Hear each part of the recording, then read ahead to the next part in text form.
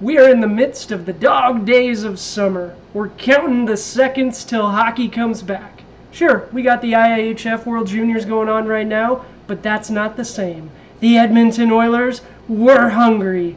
Welcome back, hockey fans. Welcome in if this is your first time to the channel. I'm Josh. This is the Hockey Flow, and today it's Wednesday, August 10th, 2022. That's right. Welcome back. Thank you, guys. I appreciate you. We got a lot of fun things to talk about on another edition of Today in Hockey. But before we get to all that, we're going to start out with Today in Hockey history, and then we're going to get into our headlines. And I tell you what, Canes fans, what just happened?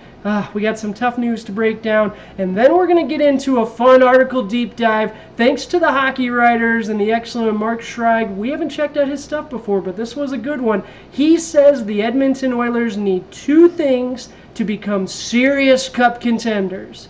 Do we agree with him? Let's find out. If you do enjoy the content, take a moment, like the video, subscribe to the channel. Helps us out a ton. We're just getting started, but we're going to keep bringing you hockey videos every single day. We would love to have you as a part of the community.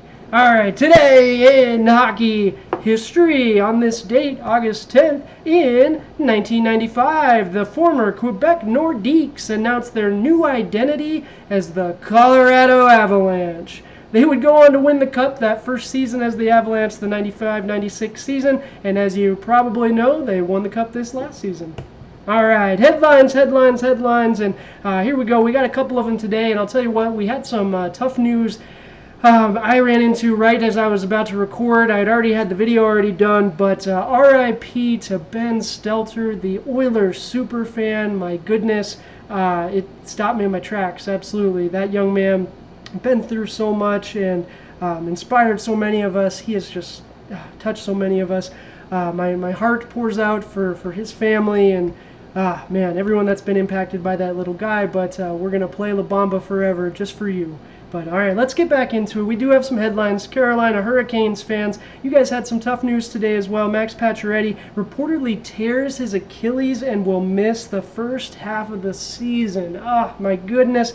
We were just talking about how Vegas gave him away for nothing, right? Giving him a hard time about future considerations. And now he's out. Now, don't get me wrong, not the full season, right? So that's good news. I saw some people talking on Twitter about them trying to extend it to abuse the long-term injured reserve. But nah, they want to get him back, right? He's supposed to be a key piece of that team. You need him integrated back into the team for the playoffs. Absolutely. All right, IIHF World Junior Championship. Mentioned it a little earlier that this is going on. Well, we have day 2 today. Day 1 yesterday. We were talking about it. I picked Team USA to win this puppy. Well, Team USA got started on the right foot. The 5-1 winners yesterday. Logan Cooley got on the board. Luke Hughes, Devils fans, you'll be pumped. Today we had Sweden, Switzerland. Sweden did come out on top 3-2. Canada were also winners. And Connor Bedard, subject of our big preview video, he did score the opening goal for Canada, so good for him. But yeah, absolutely. All right, let's get into it. Article of the day. So here we go. Like I said, we got a new author from the hockey writers, Mark Scheig, and this was a fun one. I'll leave the link down in the description for you guys so you can read through every bit of it for yourselves. But this is called Oilers Need Both Kessel and Subban to Be Serious Cup Contenders. Now, I know, Kevin, you gave me a hard time in the comments about, well, everyone's a cup contender, right? And Arizona Coyote fans might beg to differ, but you're absolutely right? Until the season actually gets started and they start playing the games, everyone's a cup contender. So I found an article and it talks about what the Oilers would need to be serious cup contenders. And I tell you what, I don't know if I agree with it, but let's dive into it. Are Phil Kessel and PK Subban, are they the answers to put us over the edge? Let's find out. The Oilers are on the cusp of something special. Mark Scheig makes this point, and I absolutely agree.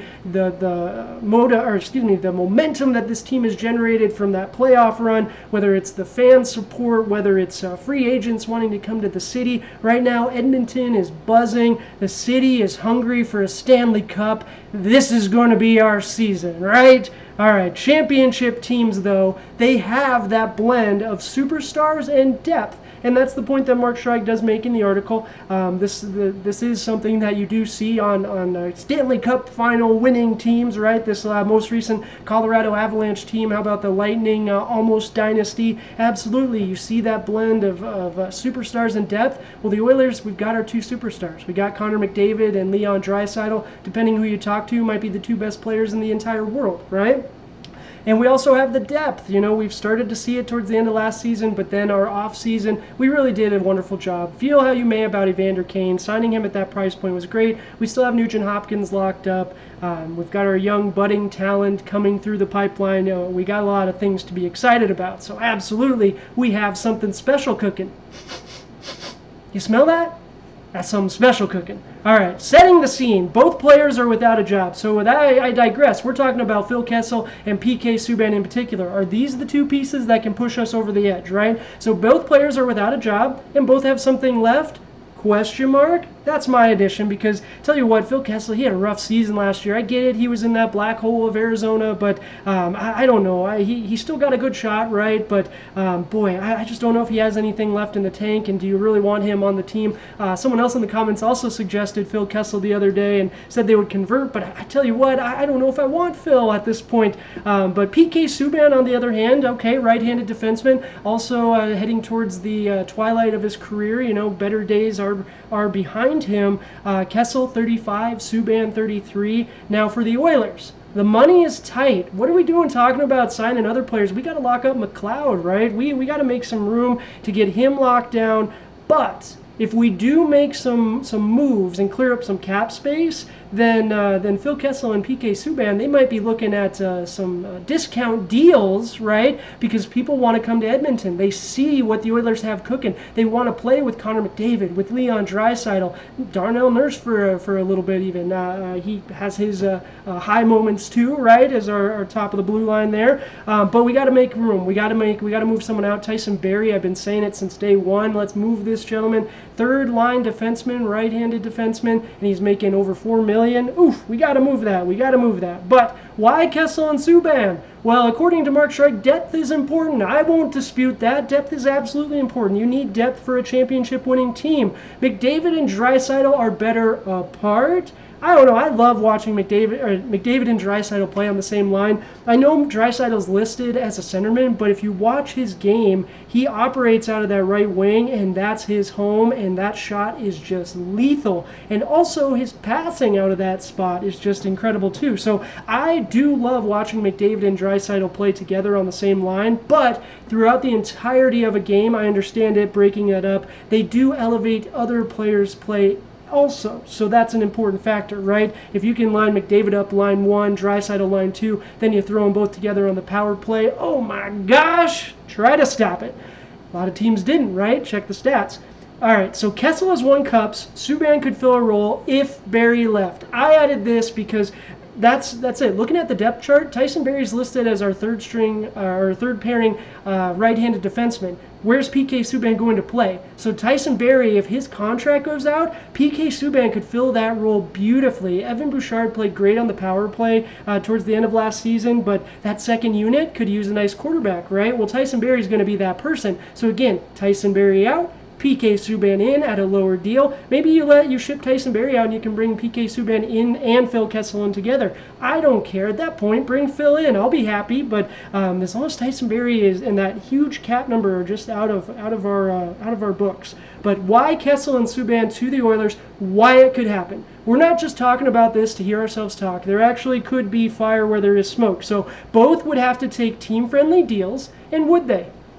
Why would they? Well, PK Subban, he's still looking to win that cup, right? This could be a great opportunity for him. Phil Kessel helped Sidney Crosby win a couple of cups. Maybe he wants to do the same for Connor McDavid. I like your thinking, Mr. Scheig. The Oilers are a team folks want to play for. Absolutely. Maybe Phil does want to have help Connor McDavid and Leon Draisaitl get over the hump. Absolutely. And the sports books agree. It's very interesting. The Oilers, I don't know if they're just a favorite of these sports books, but this is the second time this offseason that an article is written based based on sports books. First it was that Patrick Kane rumor where the Oilers were favorites for no reason whatsoever, and now this one, two different sports books agreed or had Kessel and Subban as favorites to sign with the Oilers. So maybe they know something we don't. Maybe they're just listening to the hockey flow. I don't know. But let me know in the comments. What do you guys think? Should the Oilers bring in Phil and PK? I know I got one person that's going to say yes, let's bring Phil in. But PK Subban, do you want him in there as well? I say Barry out, then yes, absolutely. He would fill a beautiful role there. But otherwise, I don't think we can do that. But that's going to do it for the video, guys. I do appreciate you. Thank you all so much. We'll be back tomorrow with another edition of Today in Hockey. But until then, you guys take care. Cheers.